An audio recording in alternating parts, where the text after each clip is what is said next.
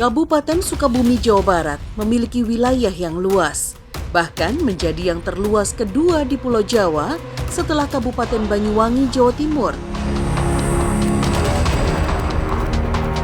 Pemerataan pembangunan tentu saja masih menjadi kendala, khususnya di daerah-daerah pelosok di mana akses jalan masih sangat terbatas. Jarak dari Desa Cimahpar menuju Kampung Bolenglang di Kabupaten Sukabumi sebenarnya tidak terlalu jauh, sekitar 3 km saja. Namun, jarak antara kedua wilayah ini terpisah aliran Sungai Cikaso yang cukup lebar. Jika hujan, sulit dilalui.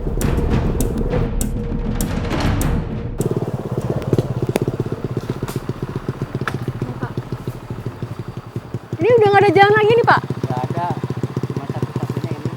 Oh, berarti ini harus nyebrang pakai rakit ini? Iya, pakai rakit ini nyebrang.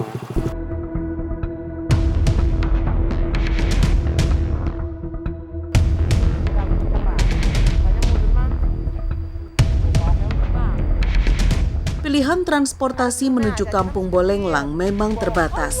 Yang terdekat dari Desa Cimahpar harus dengan menyeberangi Sungai Cikaso.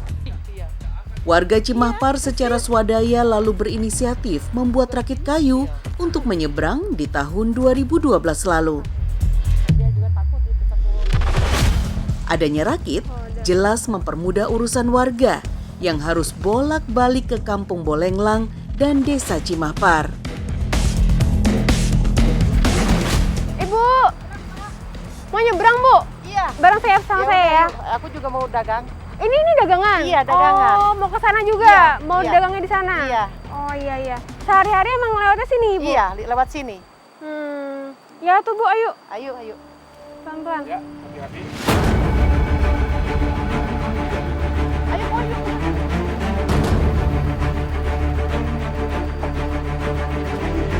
Awalnya kapasitas rakit cukup besar. Namun lambat laun kondisi rakit kian memprihatinkan. Beberapa bagian kayunya mulai nampak lapuk, tidak bisa lagi membawa beban yang terlalu berat. Nah, di sini di tempat saya berdiri, ini kedalamannya hampir 6 meter. Di sana ada batu-batuan besar, itu merupakan petanda apakah rakit ini aman atau tidak untuk menyeberang. Karena ketika keadaan air meluap atau melebihi dari batu-batu tersebut, tandanya itu berbahaya atau tidak bisa menyeberang.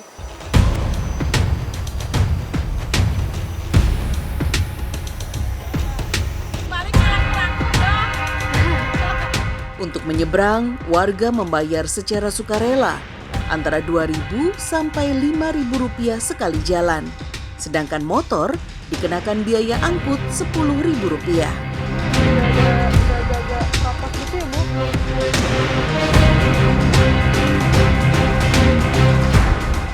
Pak, berarti ini khusus untuk penyeberangan orang atau motor bisa masuk sini juga? Ini sebenarnya posisi rakit sekarang jadi sedang kurang normal. Kalau sedang normal, motor bisa 3 bersama penumpangnya. Gitu. Oh. Bahkan membawa barang. Kan sama ibu juga. Operasional rakit di musim hujan dibatasi. Bahkan jika aliran Sungai Cikaso sedang meluap, rakit untuk sementara tidak digunakan. Beruntung, hari ini cuaca cukup cerah. Dan tidak seberapa lama, kami sudah sampai di seberang, di wilayah Kampung Bolenglang. Ini ibu nanti setelah ini jualannya gimana? Keliling atau? Iya, keliling jalan kaki ke atas. Ke rumah-rumah Iya, gitu? ke rumah-rumah. Oh. Biasa kreditan gitu. Kreditan. Kreditan. Oh, iya. Iya. Dari lokasi penyeberangan, perjalanan menuju Kampung Bolenglang berlanjut dengan menggunakan ojek bertarif Rp80.000.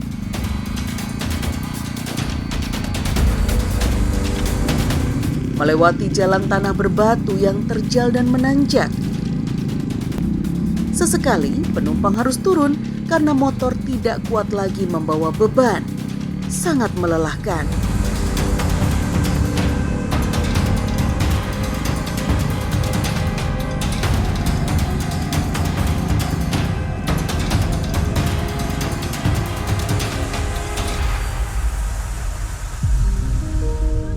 Perjalanan seberat ini sudah Ipah lakukan sejak lama demi mencari rejeki dengan berjualan baju ke kampung-kampung. Baju yang Ipah jual dibelinya dari Pasar Surade yang berjarak 20 km dari Desa Cimahpar.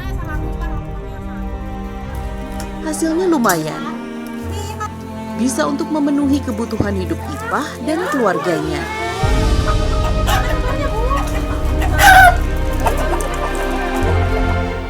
Nah, ibu kan dari Cimahpar, Cimahpar, itu iya. jauh tuh, harus nyebrang dulu ke Iya. sini. Kenapa bela-belain jualan ke sini, Bu? Kalau ke sini jarang yang dagang, jadi laku di sini. Di sana juga laku, cuman nggak seberapa. Kalau di sini mah semuanya gitu ya, pada beli dari saya gitu. Alhamdulillah lah, aku mungkin rezekinya ada di sini, mungkin gitu.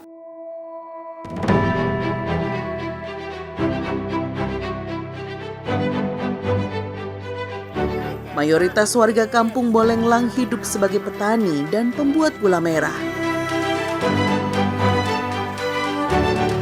Salah satunya adalah Uci, yang sedari kecil sudah menekuni pembuatan gula kelapa bersama keluarganya. Setiap pagi, Uci pergi ke kebun untuk mengambil nira kelapa. Ia bisa memanjat sampai dengan 60 pohon kelapa setiap harinya.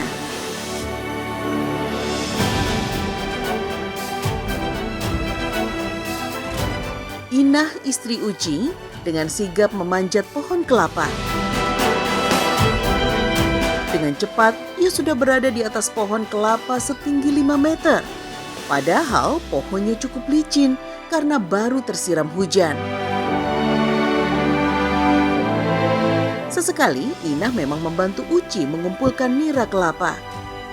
Meski pekerjaan itu umumnya hanya dilakukan oleh para lelaki saja. Wah, Ibu. Akhirnya. Gimana, Bu? Aman? Alhamdulillah. Ibu yang naik, saya yang deg-degan loh, Bu. Dari tadi saya ngeliatnya, ya ampun, tinggi juga. Ibu, nah ini kan kalau saya mau coba naik, kira-kira gimana, Bu? Bisa nggak? Bisa, tapi harus copot sepatu dulu. Oh iya, saya copot sepatu dulu ya, Bu ya.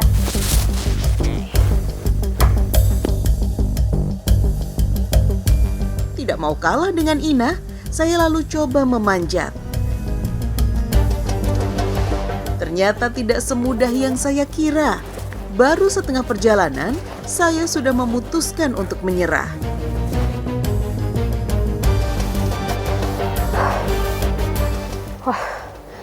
Ini saya baru beberapa langkah ya. Dari sini aja saya kalau ngeliat ke bawah udah jantungnya berdebar-debar. Apalagi kesulitannya adalah pijakan kaki kan hanya sedikit. Jadi hanya setengah kaki yang napak. Itu kesulitan utamanya.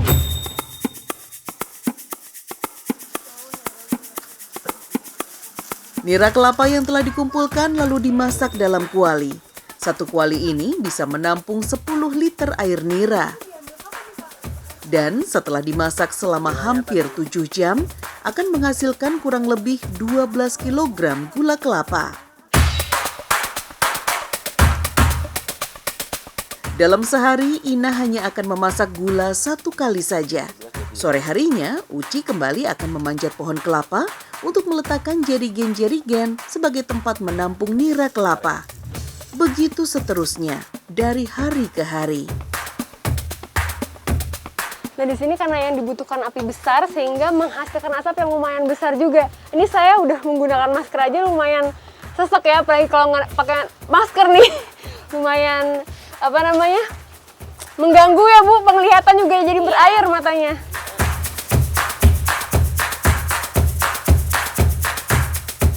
Selagi menunggu gula matang, Inah mengajak saya keluar menemui anak-anaknya. Ada Sariah 13 tahun dan Saifuddin 4 tahun. Keduanya sudah terbiasa ikut bekerja di kebun. Apalagi kegiatan belajar mengajar di sekolah Sariah belum kembali efektif karena pandemi COVID-19. Bu, tadi kan saya lihat Ibu manjat tuh ke pohon kelapa tinggi. Kok bisa sih Bu? Bisa. Nggak takut? Enggak. Sejak kapan Ibu belajarnya? Sejak punya anak 1. Oh, jadi pas setelah nikah sama Bapak Iya. justru.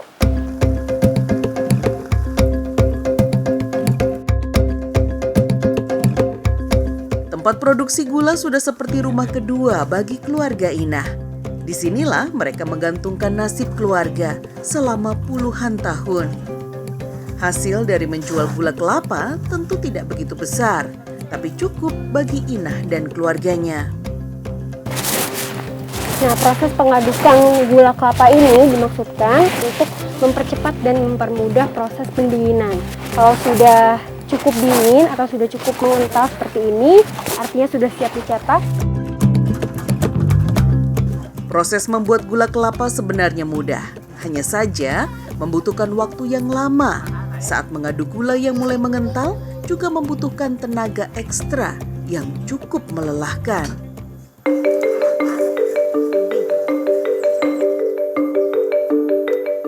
Gula kelapa yang sudah dicetak lalu dimasukkan ke dalam kantong plastik. Gula nantinya akan dijual pada tengkulak yang ada di kampung dengan sistem borsom. Sistem borsom adalah sebutan untuk peminjaman modal dari tengkulak yang dibayar dengan hasil pembuatan gula kelapa.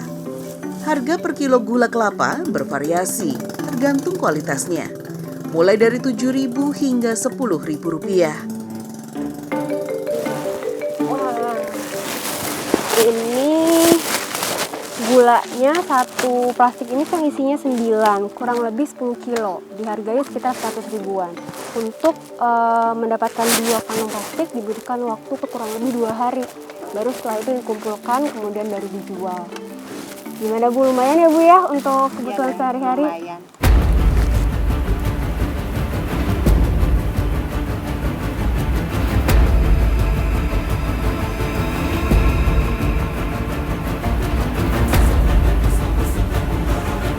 Hari ini saya bersama Inah dan keluarganya akan pergi ke desa Cimahpar untuk menjenguk orang tua Inah. Rute yang dipilih agak berbeda, tidak lagi menyeberangi Rakit karena Sungai Cikaso airnya begitu deras selepas hujan. Kami memilih untuk melewati jalan alternatif, yaitu lewat Jembatan Kaleang.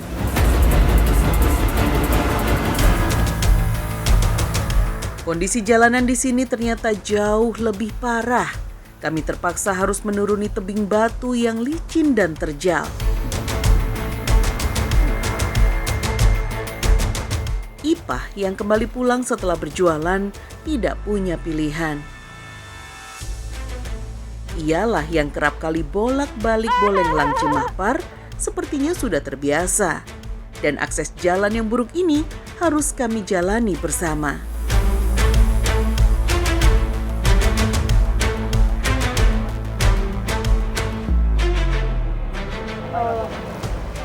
Lewat terapanya.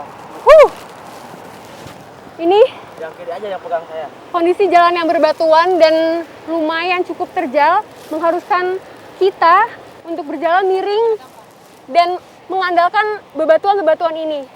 Resikonya lumayan besar karena di bawah sana sudah ada sungai dan kalau sampai licin terjatuh. Jalan laras. Tidak ada satupun pegangan atau batas yang bisa kami andalkan saat menuruni tebing.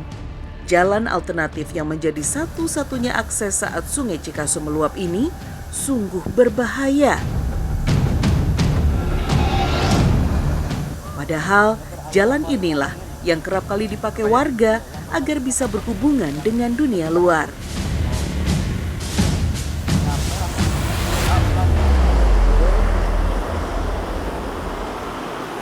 Ibu, kayak saya merosot Bu. Tunggu.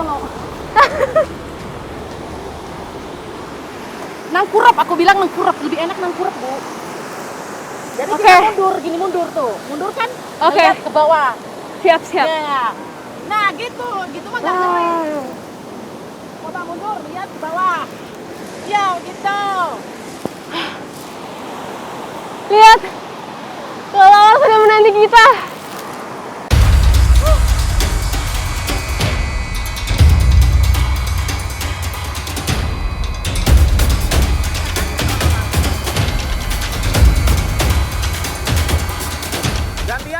Jembatan Kaleang berbahan bambu dan berbentuk zigzag. Dibangun di atas Sungai Cikaso sudah sejak lama. Bahkan kabarnya jembatan ini sudah berdiri sebelum masa kemerdekaan Indonesia. Jembatan Kaleang tidak terlalu besar. Kami harus menyeberanginya satu persatu. Dulu, warga juga menggunakan jembatan Kaleang untuk memasarkan hasil bumi. Namun, karena banyak warga yang terjatuh ke sungai saat membawa hasil bumi, akhirnya jembatan ini hanya digunakan untuk menyeberang saja, tidak untuk membawa barang-barang berat demi alasan keamanan. Bagaimanapun, jembatan Kaleang adalah satu-satunya akses jalan yang bisa diandalkan untuk masuk atau keluar Kampung Bolenglang. Meski terpisahkan Sungai Cikaso, ikatan kehidupan warga Kampung Bolenglang dan juga Desa Cimahpar tidak bisa dipisahkan. Jalan-jalan alternatif seperti ini, meski berbahaya, tetap mereka tempuh demi memenuhi kebutuhan keluarga dan juga tali persaudaraan. Usai menaklukkan jalur berbahaya jembatan Kaleang, akhirnya kami sampai juga di Desa Cimahpar.